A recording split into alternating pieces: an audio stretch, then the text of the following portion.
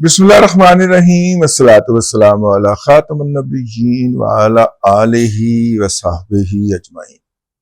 السلام علیکم ورحمۃ اللہ وبرکاتہ۔ لاہور سے کراچی تک پاک بزنس ایکسپریس جو تھا اس کا افتتاح تھا، جو لاہور ریلوے اسٹیشن کو بند کر کے اس کی ریسیپشن کے اندر سٹیج بنا کر منعقد کیا گیا۔ خاکسار کو بھی اس میں یاد کیا گیا، ہم حاضر ہوئے۔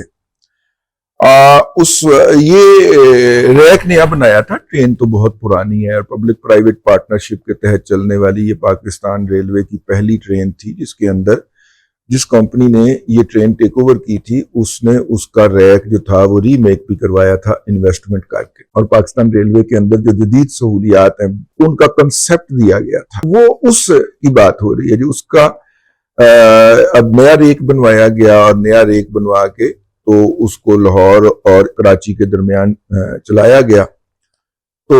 2 دفعہ اس کی لانچنگ میرا خیال 1 دفعہ یا 2 دفعہ جو تھی وہ ملتوی ہوئی تھی، تو ملتوی ہو چکی تھی لیکن اس دفعہ ہو گئی۔ شہباز شریف صاحب اس میں تشریف لائے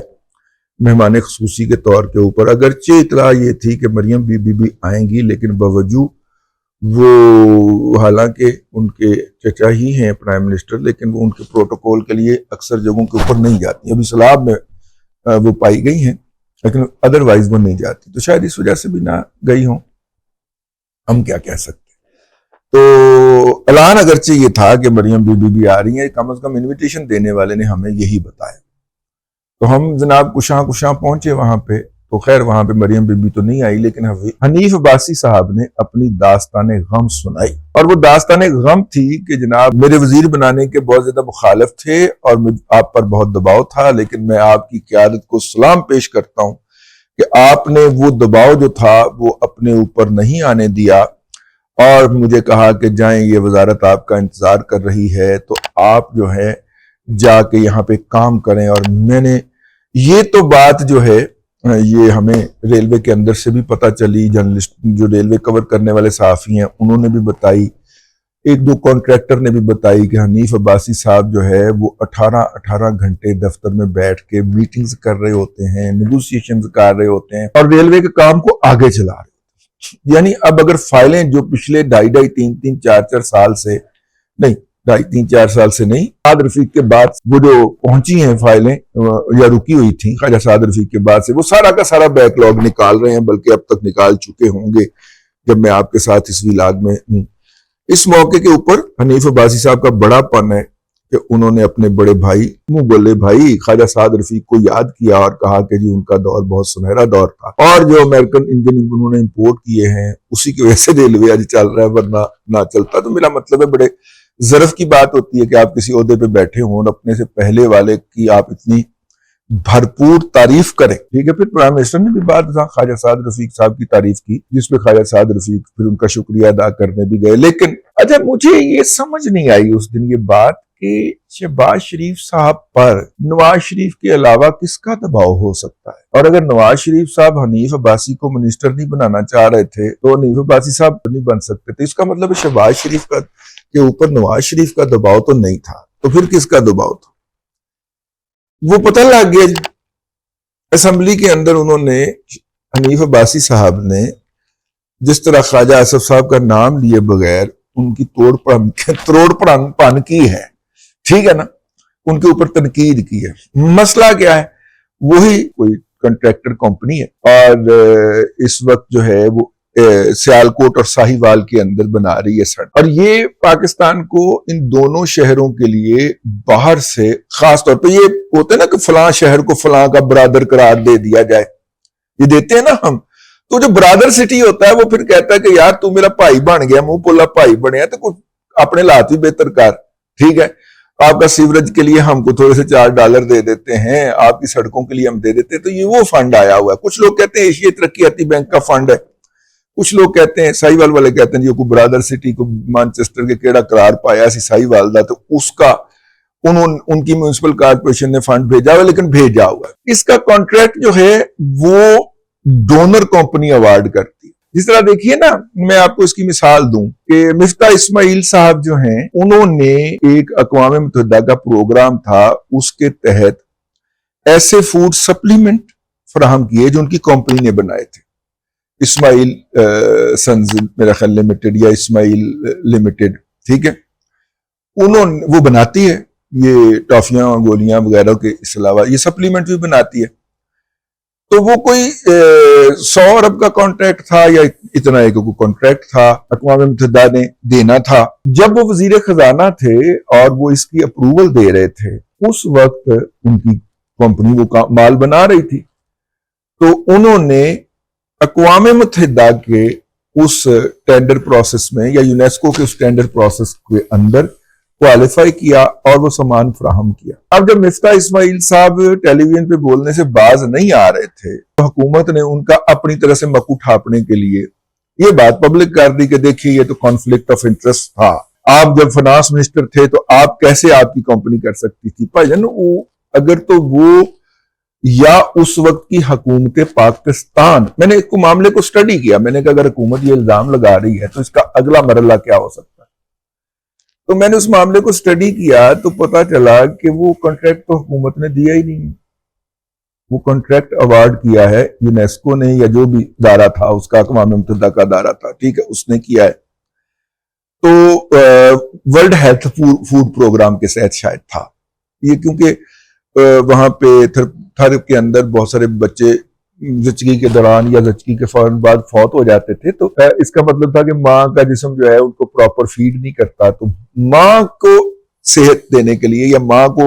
کی صحت کو مضبوط رکھنے کے لیے ایک سپلیمنٹ تھا جو کہ اس کو خوراک کے طور پہ 3 مہینے کے زچگی کے حمل ٹھہرنے کے 3 مہینے کے بعد شروع کروایا جاتا ہے، کوئی اس طرح کا معاملہ ہے، ٹھیک ہے. تو وہ اچھا میں نے ایک حکومتی اہلکار سے کہا، میں نے کہا ایسی بات ہے تو آپ ڈاکومنٹ نکال کے ان کے خلاف کارروائی کریں، نیب کو بھیجیں. تو چپ کر گئے. پھر میں نے ایک ٹیکنیکل بندے سے، بیوروکریٹ سے پوچھا، میں نے کہا کہ یہ ان کے خلاف میڈیا کیمپین کیوں چلوا رہے ہیں، یہ ان کو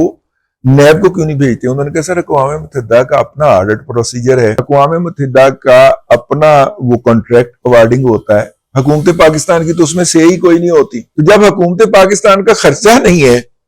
اقوام متحدہ نے آرڈر دیا ہے، اگرچہ اس میں سے پیسے حکومت پاکستان نے بھی دیے لیکن انہوں نے اقوام متحدہ کو دیا،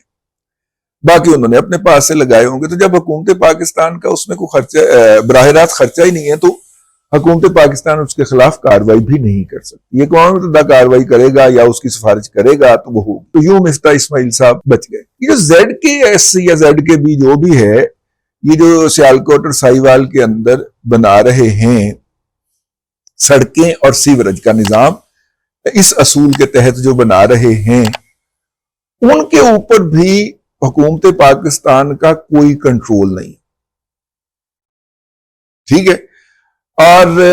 حکومت پاکستان کی کوئی ایجنسی ان کے خلاف کارروائی نہیں کر سکتی. صرف خواجہ آصف صاحب اس کے اوپر کوڑ سکتے ہیں اور ٹویٹ کر سکتے ہیں، نہ ہی وہ کسی مقامی سیاستدان کو وہ ٹھیکیدار جو ہے وہ جواب دے. ٹھیکیدار بہت کرو ہے، ٹھیک ہے. بس دیکھیے ٹھیکیدار جو ہے وہ بہتر ہے، مطلب کہ جسے کہنا چاہیے، کیونکہ وہ جو ہیں پنڈی کے اندر جو میٹرو تھی اس کے مین کانٹریکٹر رہے ہیں بھائی، ٹھیک ہے، اور انہوں نے سٹینڈرڈ کے مطابق کام کیا ہے یا انہیں کرنا آتا ہے. تو اس لیے جب وہ وہاں پہ میٹرو کے ٹھیکیدار تھے تو اس وقت جناب حنیف عباسی صاحب کا ان کے ساتھ بڑا پیار محبت تھا، کیونکہ حنیف عباسی صاحب کو الیکشن ہارنے کے باوجود بھی اس پروجیکٹ کا انچارج بنا دیا گیا ہوا تھا. الیکشن جیتے سے ان کے ہارے سے میں نے سنا یہی ہے، جس دوست سے تفصیل لی اس نے بتایا کہ الیکشن ہارنے کے باوجود بھی ان کو اس پروجیکٹ کا انچارج بنا دیا